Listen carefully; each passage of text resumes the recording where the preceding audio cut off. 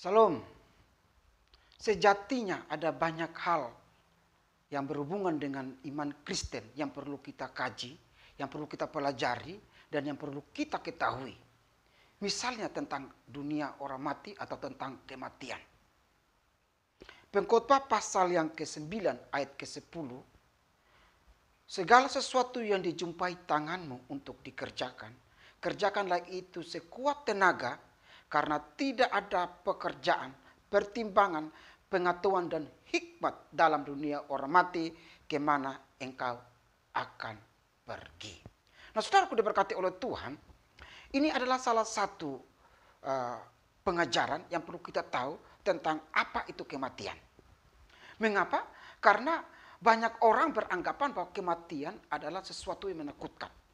Kematian adalah suatu peristiwa perpisahan dalam keabadian. Sehingga kita tidak berjumpa lagi. Padahal Alkitab berkata bahwa orang yang mati dalam Tuhan pada satu kelak akan reuni. Dari segala suku bangsa, dari segala kaum dan bahasa.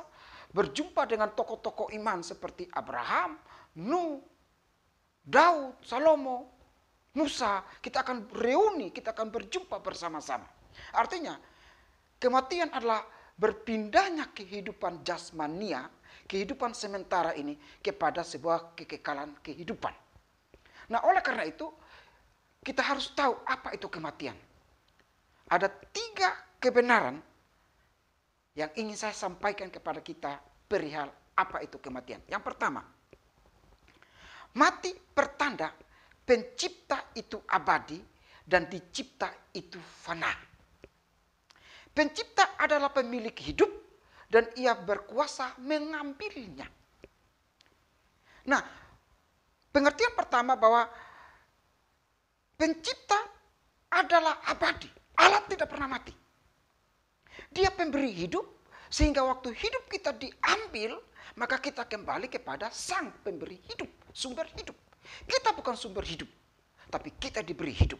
Oleh karena itu, apa yang dijumpai tanganmu dikerjakan sampai engkau menutup mata dengan sekuat tenaga, dengan iman dan pengharapan, dengan sejujur-jujurnya, dengan bertanggung jawab dan dengan takut akan Tuhan. Karena setelah mati, tidak ada lagi aktivitas jasmania seperti ke kantor, lapar, haus, sakit, atau seperti sekarang bisa kena COVID-19. Tidak, karena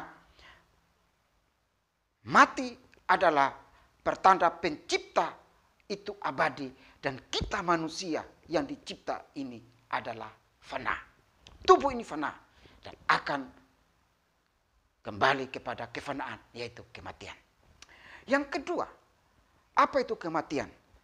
Mati pertanda pemberi hidup memanggil pulang yang diberi hidup.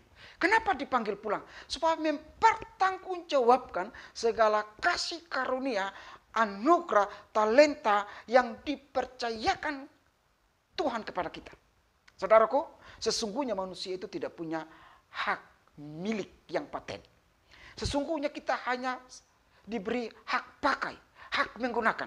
Contoh, saya punya mobil atas nama saya Peter Ota. Tapi pada waktu mobil itu berpindah tangan, dijual, maka akan berpindah. Atau mobil itu rusak, maka saya tidak punya lagi rumah.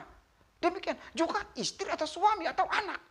Waktu masih kecil kita membina mereka. Nanti mereka sudah menikah, mereka sudah membentuk rumah tangga sendiri.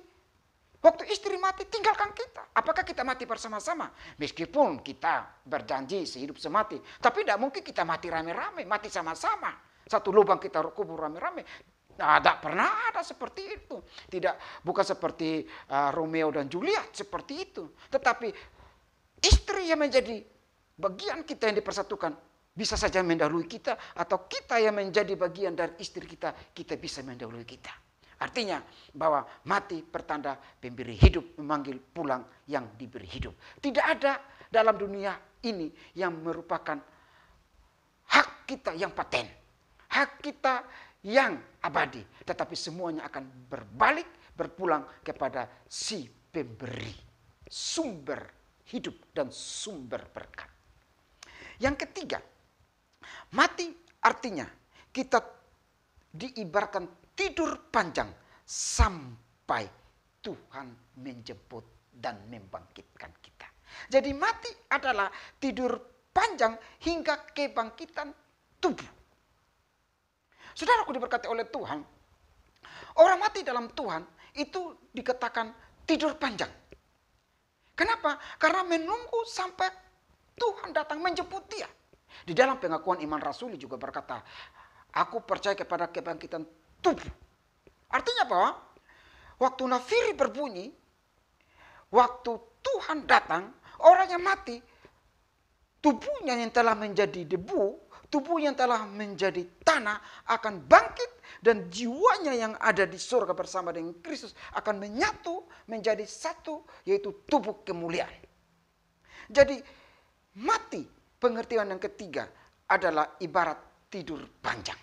Jadi tidak perlu ditangisi kesedihan yang panjang.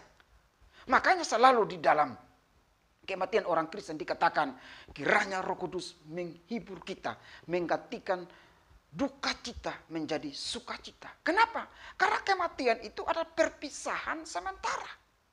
Kita berpisah dengan kekasih kita, kita berpisah dengan suami kita, kita berpisah dengan istri kita, kita berpisah dengan anak-anak kita berpisah dengan orang tua kita berpisah dengan orang yang kita cintai dan kita hargai untuk sementara waktu.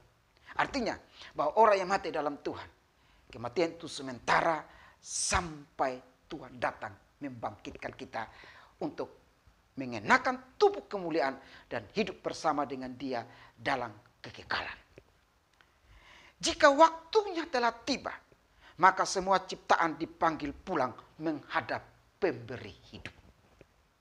Jadi ada orang yang diberi mungkin 100 tahun, 70 tahun, 50 tahun, 30 tahun, 20 tahun, 10 tahun, 1 bulan, 1 minggu, 1 hari, atau baru lahir langsung dicekik, dibuang. Nah, itu adalah kematian. Jadi mati adalah waktunya di mana kita dipanggil untuk menghadap si pemberi hidup. Nah, oleh karena itu, siap atau tidak siap,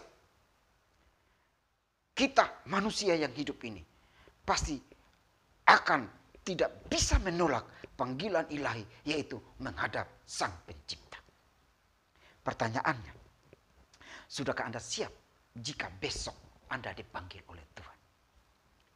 Sekali lagi, sudahkah Anda siap jika pemberi hidup memanggil kembali engkau yang fana?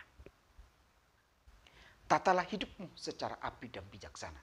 Hidup di dalam kekudusan, hidup di dalam kebenaran, hidup dalam takut akan Tuhan.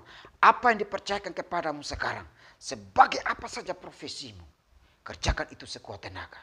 Karena setelah kita mati, tidak akan ada lagi di keabadian. Dan apa yang kita perbuat sekarang akan dipertanggungjawabkan di surga kelak. Biarlah kita hidup dan mempertanggungjawabkan segala yang Tuhan percayakan demi kemuliaannya. Sehingga layaklah kita waktu menghadap Tuhan, kita berkata, Tuhan, saya sudah mempertanggungjawabkan segala yang Tuhan percayakan dengan sempurna. Sehingga Tuhan berkata, layaklah engkau bersama dengan aku di dalam kekekalan. Tuhan memberkati kita. Maranatha, datanglah Tuhan segera. Amin.